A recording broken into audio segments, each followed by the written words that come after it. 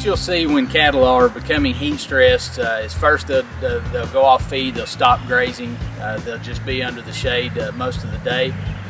Whenever heat stress becomes extreme, they'll lower their head, they'll look like they're physically sick, they'll be panting, rapid breathing, their tongue might be hanging out, you'll see some froth develop around their mouth. That happens in really extreme cases of heat stress. And of course, a decrease in performance, a decrease in feed efficiency, a decrease in feed intake, a decrease in grazing, and certainly a decrease in reproductive performance before cattle actually become that visibly heat stressed. Probably one of the most negative effects of heat stress on cattle is going to be reproduction, and unfortunately that's the most important economic factor that we deal with in cow-calf production. One of the important things to remember about heat stress in cattle is that cattle will actually be heat stressed before we feel like it's too hot.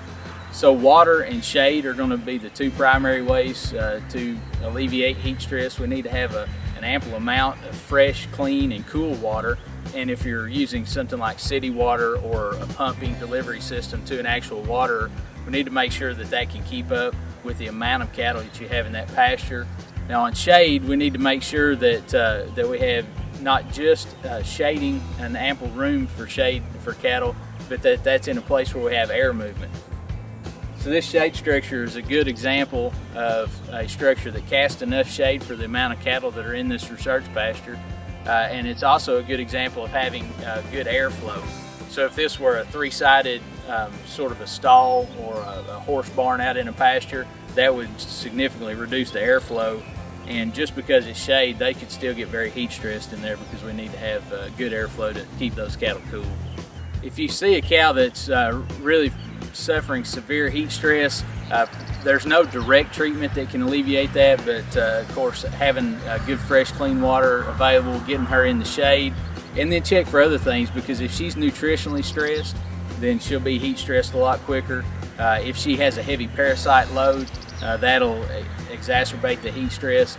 So just making sure that the cow is in good health condition will help treat the actual symptoms of heat stress. If you're going to be working cattle in times of heat stress, we need to certainly try to do that as early in the morning as possible.